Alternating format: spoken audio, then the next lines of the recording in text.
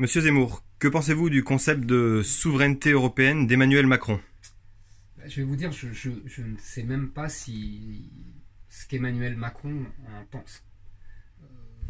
C'est un concept qui me paraît un peu fumeux, surtout qu'il l'ajoute en général à souveraineté nationale, alors que moi j'avais compris que la souveraineté était nationale ou autre, ou européenne si on veut, mais en tout cas que c'était des propositions alternatives.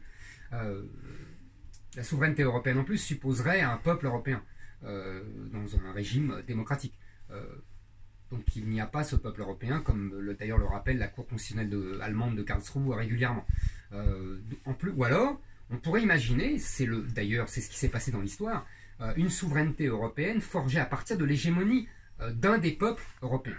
On a eu l'Espagne de Charles Quint, la France de Louis XIV, la France de Napoléon, l'Allemagne de Guillaume II, l'Allemagne d'Hitler, qui avaient cette hégémonie sur le continent. Et toute l'histoire de l'Europe, en fait, c'est que à chaque fois, cette hégémonie d'une grande nation européenne qui forgeait une sorte d'hégémonie de souveraineté européenne a été détruite par l'Angleterre. C'est ça toute l'histoire de l'Europe. Et on peut le regretter, surtout quand c'est la France qui dominait l'Europe. Moi, c'est mon cas. En plus, ça aurait évité les guerres suivantes. Mais on ne peut pas pleurer sur le lait renversé, comme disait Jacques Chirac. Donc là, il nous faut faire avec ce qu'on a.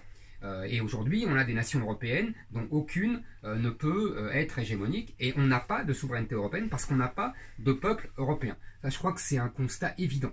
Alors, les élites françaises, à partir de ce constat-là, ont fait un choix, ou plutôt ont fait un rêve, qui était le rêve de Victor Hugo. Vous savez, la fameuse formule de Victor Hugo: demain, la France, l'Italie, l'Angleterre, l'Allemagne seront comme hier l'Auvergne, la Bretagne, la Corrèze, etc.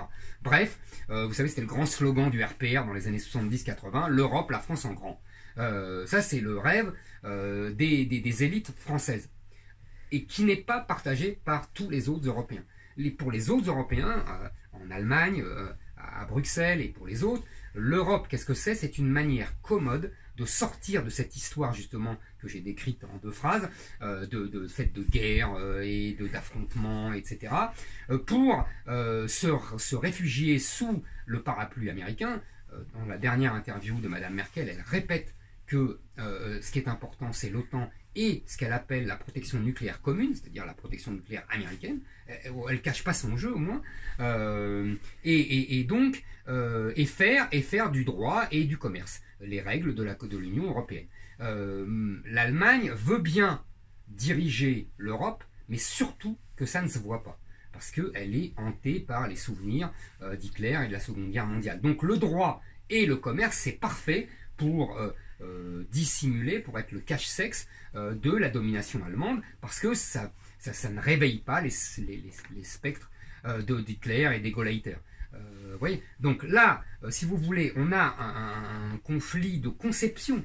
Les Français sont prêts à transformer la France en une grande Auvergne pour la fameuse souveraineté européenne, mais les autres disent mais non, on ne vous demande pas ça, nous. On veut simplement commercer et respecter les règles de droit et éventuellement faire de l'Europe non pas une France en grand, ou même une Allemagne en grand, mais un monde en petit. Que ça soit économiquement, libre-échange avec tout le monde, etc., ou démographiquement, j'ai parlé tout à l'heure de la question migratoire qui s'oppose à tous les pays d'Europe.